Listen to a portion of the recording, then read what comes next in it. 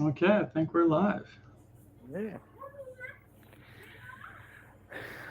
And good evening, and welcome to another LFC transfer room. This is just me and the delightful Drew, with our preview of our big game tomorrow. First game back after after the World Cup. Um, Drew, happy with us being in the Carabao Cup before the Premier League? Yeah, I think it's a nice little warm up, to be honest, to get us going. But I'm always one who says these domestic cups are important. I think any chance at silverware is, a good thing, and we should be trying our best. Obviously not full starting 11 from the early stages, but this is a chance to see some youngsters. This is a chance to win a trophy. And I think last year, all of us were buzzing off the possibility of a quadruple by the end of the season. And you got to win these smaller tournaments. But the history behind it and everything along, just winning, it's a good habit to get into. So starting us off with a win could be vital. How about yourself, though? Um, it's it's a it's a mixed bag for me with the League Cup. I have a love hate relationship with it. I think like most fans do. It's a pet hate of mine that we play these games and then but give me a semi final and a final and I'm loving the tournament. It's a bit of a nightmare. I think during the earlier rounds, but I think the tie tomorrow is a little bit more intriguing for me. It's an opportunity to get one over your main rival and gets us in a good place going into the weekend. I I was I was hoping we would go strong. I think after today's press conference and what Pep was saying, I think there will be a few youngsters playing. What do you think about that, Drew? Go before you heard the conference this morning with Pep Linders, and he was mentioned the likes of Ben Doak and Bachetta and who else was that? There was who was the other one? Um, Bobby Clark. With those three, before that, were you expecting Liverpool to be going into this game with a much stronger team that they would do because of the opposition? First, I want to say thanks to Jen. I don't think I personally don't know how to bring up your comment, but just wanted to address that. I know Kevin and I are sending you a big hi, hello, happy holidays. But as for your question, Kev, I definitely like. I think personally, I wanted a stronger side, especially at this stage in the competition when most of the other Premier League sides were knocked out. I think Manchester United is one of the only other big teams left in the competition aside from ourselves and Manchester City. We'll see if they make it through today, but this was a chance. If we win against City, we're the strong favorites to win this competition. Um, but prior to the press conference, I kind of looked at the last game against AC Milan as the kind of template to who was getting the most time. I think the starting 11 started both games of the Dubai Cup, and I liked what I saw in the second game, AC Milan. We looked good on the pressing front. We had some great combination, good signs from the young lads, and I think with the availability of some of our World Cup players, I was expecting that to be more or less the lineup with it looks like Nunez coming in maybe for Oxley Chamberlain. But I'd want to, as you said, with rivals against Manchester City, the context of if we beat them, we're strong favorites to win the tournament. I expected more of a stronger side, but is that what you want to see at this stage of the competition, or were you hoping more for a chance to see younger players and continue that progression? Um, Before the draw, I would have said, yeah, let's just play the youngsters. But it's one of those sides that if you're playing Man United, Everton, or you're playing a top six side, you kind of want to go slightly stronger than what we normally necessarily do. I know that it goes against everything that Pep says now about the Carabao Cup and utilizing that as an opportunity. But like before the press conference, I would have played without doubt our strongest 11 and try and hit the impact of the World Cup as had on probably the Man City taking more players than us, probably having less players back. We've already heard the bemoaning already from Pep already, and he's only got 5 players to choose from, and the ones that stay behind weren't good enough and are injured. I expect them to. I take that with a pinch of salt and expect them to line up with a pretty strong 11 in my view.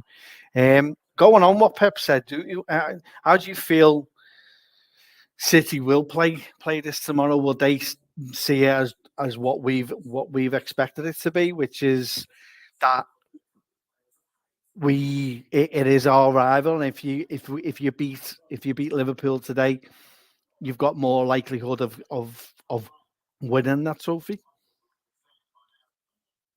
I expect him to kind of maybe hedge his bets a bit. Like I know that he won't have a full squad, but I was looking at they're only one friendly prior to this game, and he played Kevin De Bruyne and Holland. So I think if you have those two, it's kind of Gundogan played, and a couple of other first teamers were in and around the squad. So I think he'll have more than enough to field a strong side. I expect maybe a handful of youngsters in there as well, but it looks like we will be doing the same as well. So I think there's that kind of hedged bet already with the mind games for Pep, kind of giving himself an out if he loses. But I think this is a really interesting, just the facet to keep the pressure on. I think whenever, as you said, the rivals of City, whenever we play them, I think it's very important that we beat them if possible, or give them a really hard match. Because one of the early things I'm looking for is shutting out Erling Haaland. If he plays, like I think he's played us twice already. He hasn't had any luck when it seems to be he's just pulverizing every team he comes across. But I think if we can get into his head that Liverpool's a different beast, it kind of reminds me of when Sterling transferred to the City and he just could never score against us for the longest time.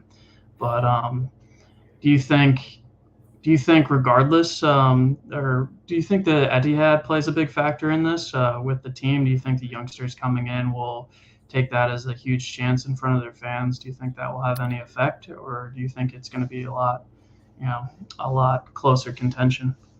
I think it'll be a lot more closer. I'll be honest. The MTAD, as I call it, it's not going to be that full tomorrow. I don't expect.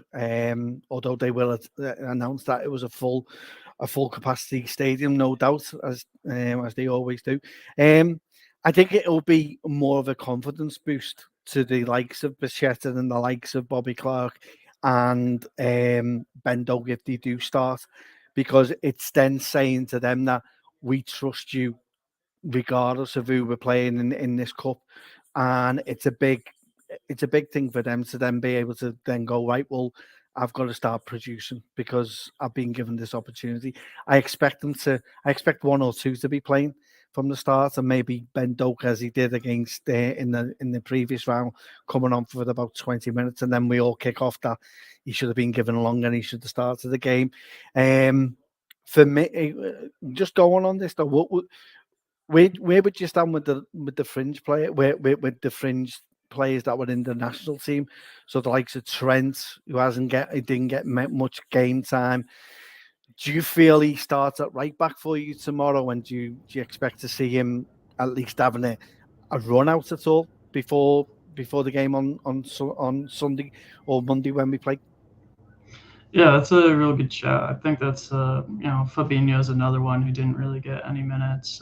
We had a lot of players knocked out early, but I think Trent for sure should get minutes or get a start, because I think England going out. I don't know the Liverpool versus England mentality around it or perception, but from across the sea, it was kind of Trent got the short end of the stick, especially against France, not coming on when you needed creativity.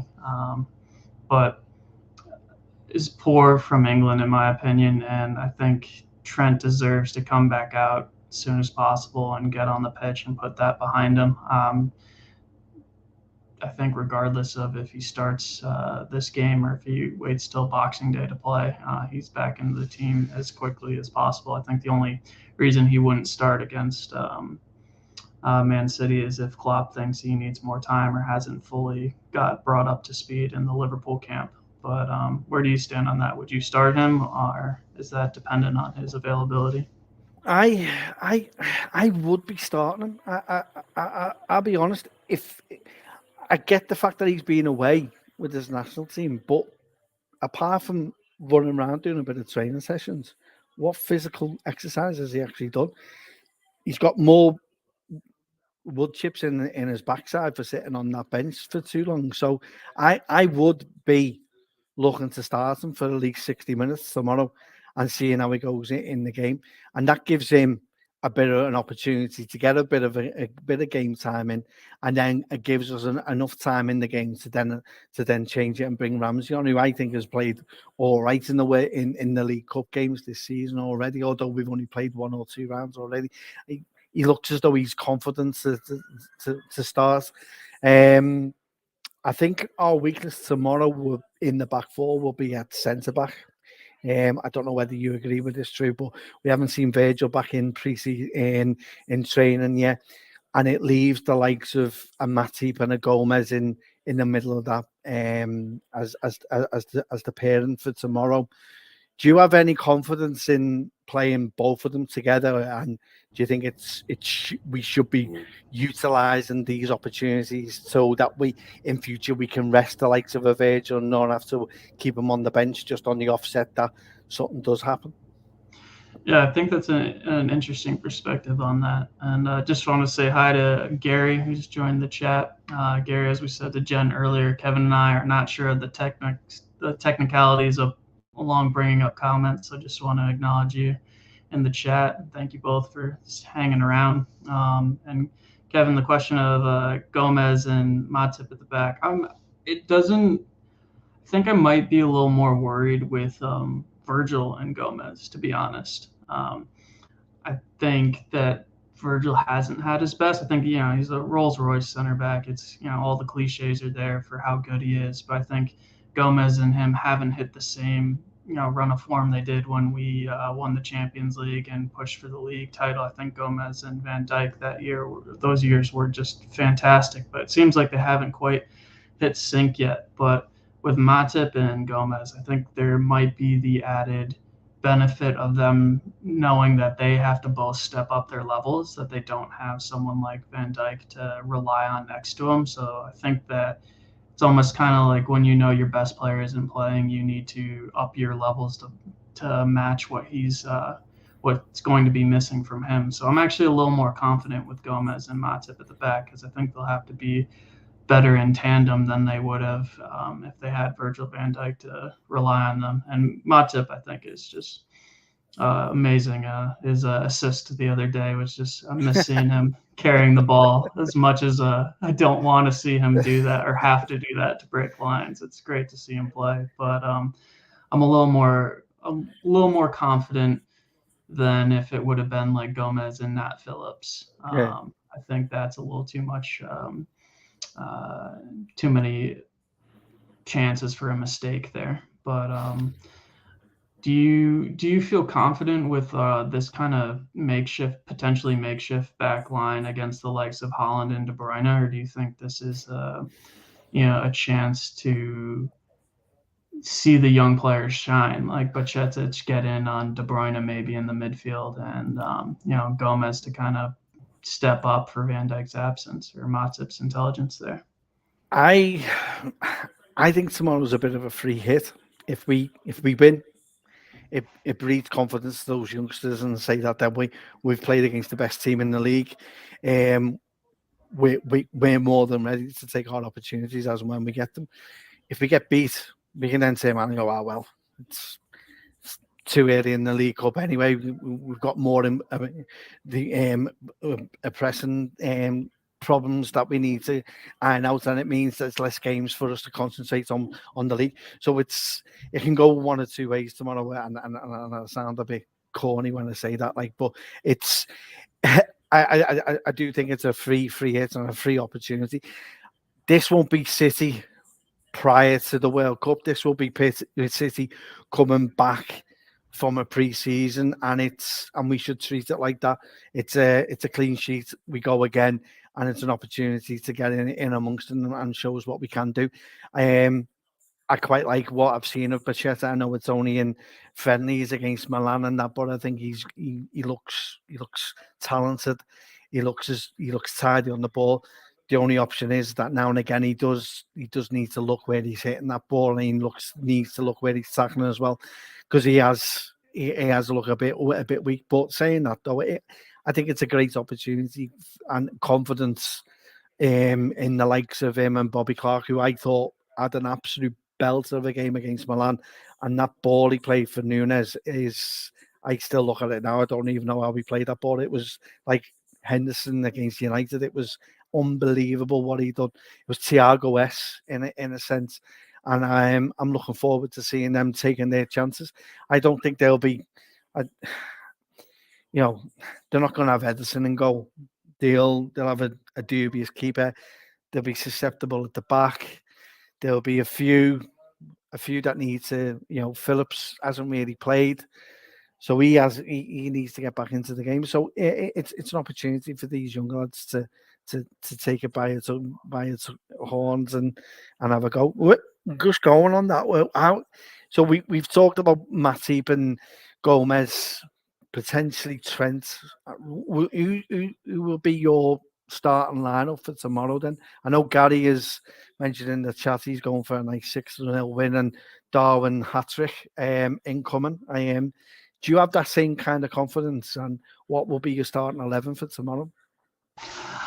I definitely feel, going on the lines of what you said about it being a free hit, I think you kind of have that ability to come in off of an unprecedented pause in the season. I see North Red is talking about the uncertainty around a takeover, but and his preference of us exiting domestic cups early. I'm sure we'll talk about that in another video with all the takeover possibilities. But for expectations around this match, I take on what you said about it being a free hit and think that's the perfect attitude to approach this. So I'm feeling pretty confident, especially around the fact that Man City won't have their strongest 11 in. They'll probably have Haaland and De Bruyne, though, which is more than enough, in my opinion, to beat most teams. But I still feel pretty confident because I think the AC Milan game gave me a lot of hopes for pushing into the season with the right kind of the second half of the season with the right kind of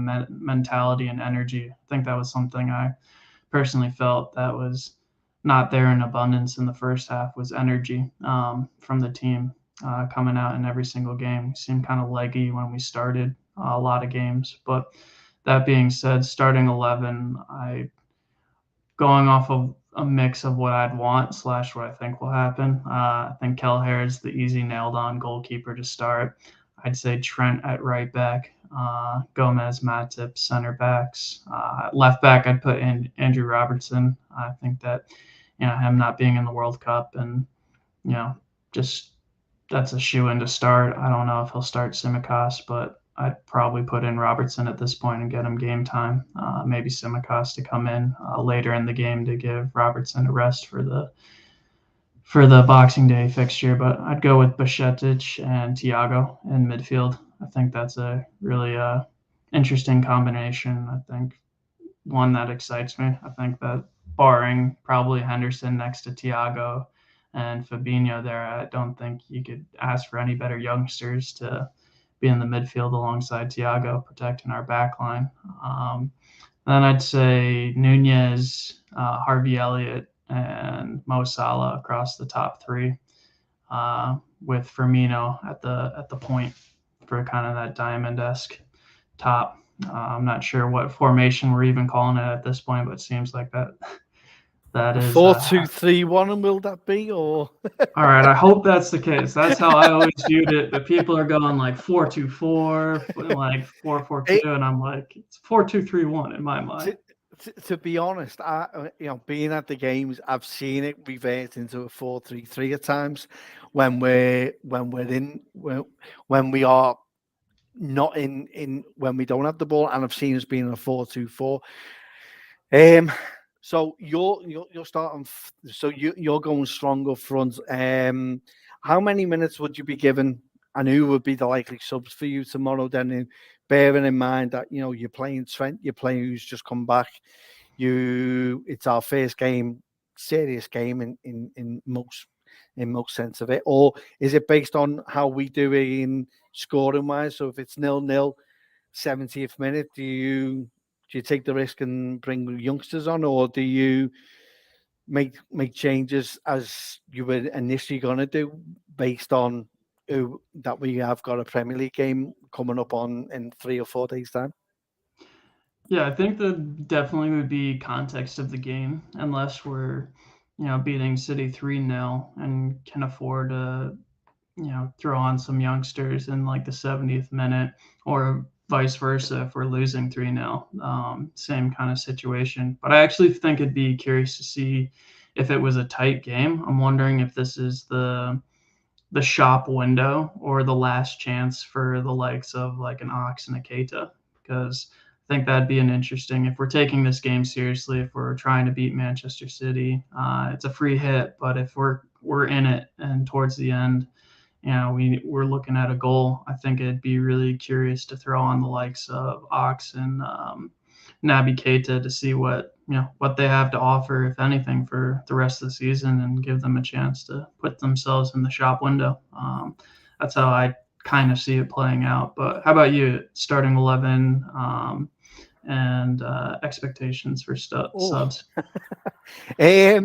Mine will be. I'm going to go slightly different. My back four would be exactly the same as yours. So it would be back five, Kelleher, right back, Trent, left back, Robbo, the middle two centre pairings of Matty and Gomez.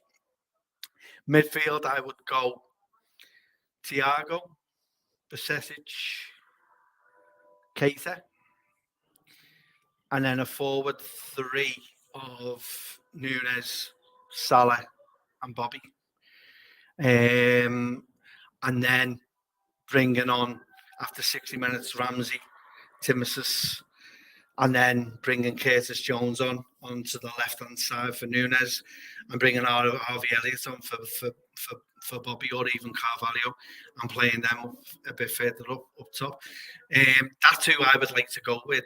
I've got a feeling that maybe the likes of Bobby Clark may be playing, or a Ben Doak will be playing on that right-hand side. But it's that's who I'd go with. My expectation tomorrow is I expect us to use this as a bit of a pre-season game, and a bit of an opportunity to play, get ourselves back up to that match standard that we need to. We've saw glimpses in the tournament that we played of the passing and movement looking a little bit better, and I feel more confident. This feels as though we've, going into the start of the season, we'd lost the likes of a Thiago. We're about to lose a Thiago.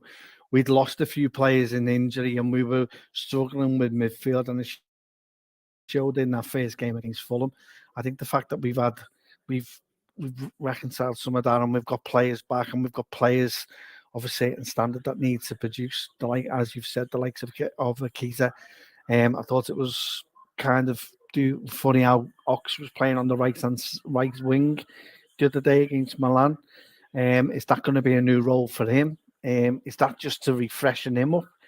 I don't know, but we're going into this part of the season with a lot more options in that midfield. All granted, they're not players that we necessarily want, but we've got numbers there rather than lack of numbers, which is what's been the problem. I'm putting the likes of an Harvey Elliott, who is a good player, in a square peg, and trying to utilise and try and make the most of it.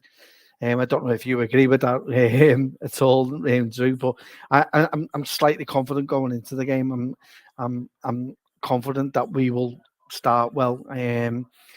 They'll have more possession of the ball, no doubt, and I expect us to play counter-attacking football, which I think we can do very well. And I expect us to win 2-3-1.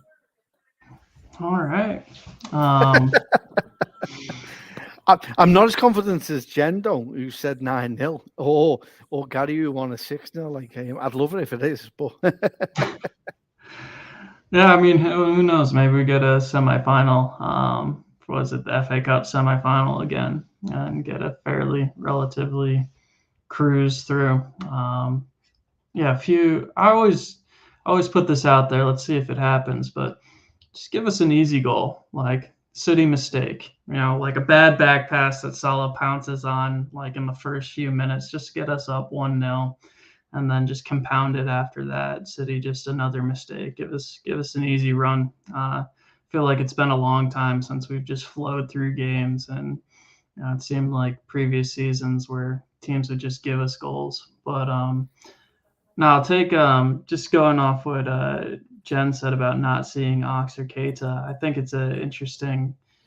With you starting Keita, I wouldn't mind that actually. Sorry, Jen, but I think an interesting one is we all know Keita's ability when he's on his day, which unfortunately is it's not always the case. And once he does get a run of form, he usually gets injured or gets taken out. But it'd be very curious to see what he does with his time left with Liverpool. Because I think, if anything, I think back earlier in the season, we were hearing rumors about him getting a contract extension.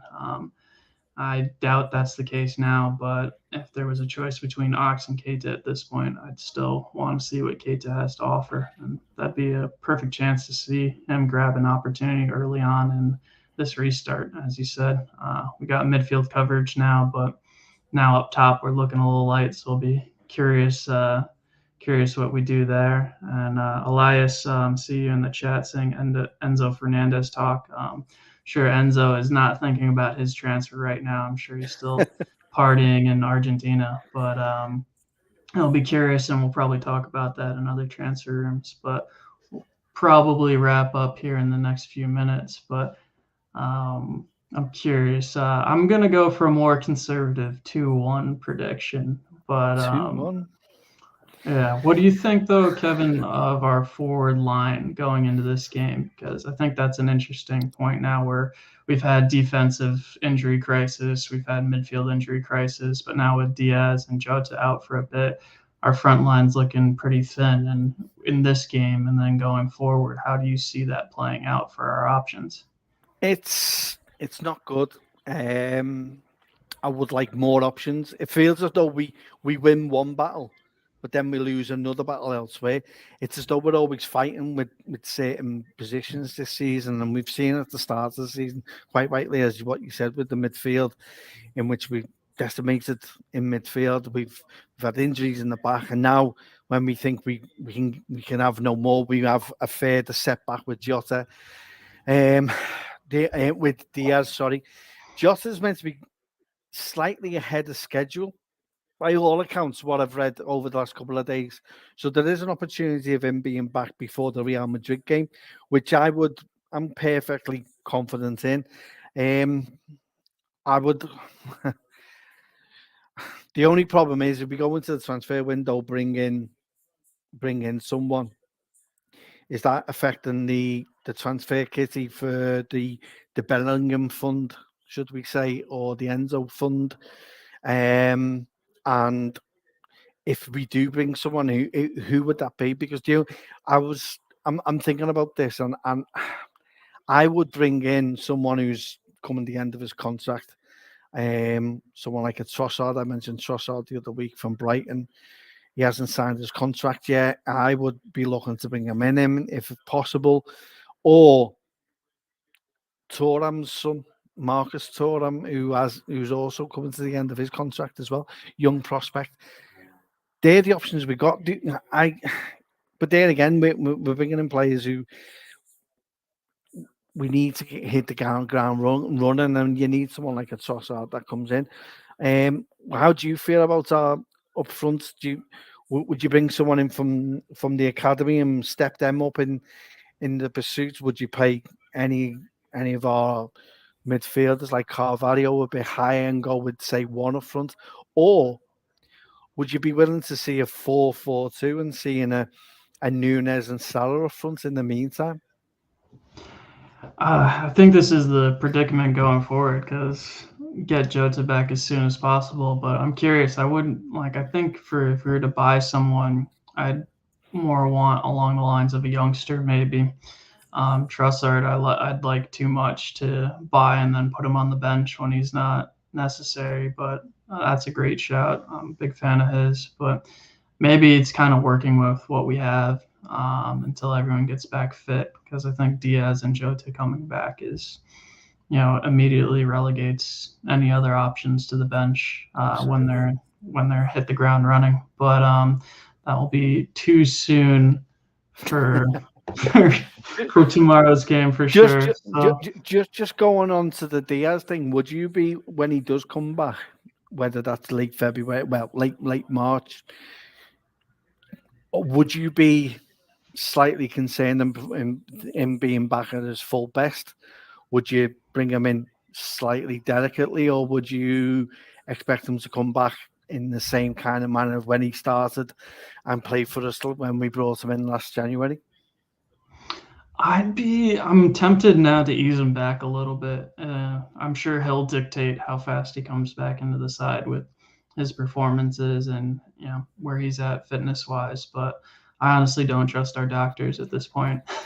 Like it's too much to be getting this many injuries. I know there's a lot of matches, a lot of extraneous factors that come into play, but we're getting way too many injuries. At this case, I would not want to push the gas on anyone coming back unless they're 100%. But that's me. I think we'll wrap up in the moment. But any closing thoughts, Kev, for the game tomorrow and moving forward? Well, I'll be there tomorrow, so I'm open for a nice, a good performance. As I've said, it's a clean skate, a clean slate going into this game. It's like a pre-season all over game. It's like another part of the season. It's like a new season, more or less in the way that it's come about. I think we go in this with a bit of confidence. Tomorrow will show how confident we are, how good we play, and I expect us to come away with a good performance. Whether a good performance gets us the result, I don't know, but I'll be more than happy with a good confidence, and us having the opportunities to take tomorrow. Going forward, I then expect us to, with the games that we've had, pre-season games, I expect us to at least start the season very well with the games that we have had. We've had two pre-season games probably, and one physical game against your main rival. That should set us up nicely for the Villa game on Boxing Day, and I expect us to go into that with the same kind of mentality, and a few more players coming into the team who haven't necessarily won't be around for this one. What are your final thoughts for the games for tomorrow and the season going forward? I'll take the free hit tomorrow, hoping for a win. Just want to see a really good performance, and I think building the habit of winning is always most important when you can get to that point where you expect great performances and wins can rack them up to where they're just coming to you. I think we experienced that with the Premier League title challenge, and I'm excited to see the young players that do come in. I'm hoping that every other player hits the ground running and has the right energy going into the season. And I really am looking forward to that. What you said is the right energy coming into the season, and we need to have a big second half. So hopefully it starts tomorrow. Absolutely. Well, thanks to everyone who's joined us tonight, and we'd like to wish you all a very Merry Christmas and a Happy New Year, and hopefully a big win for Liverpool tomorrow. Jen, I will be mentioning to Louis tomorrow if he's doing the watch along to have the biscuits and beverage for half time ready for you. Happy holidays, guys. Happy holidays.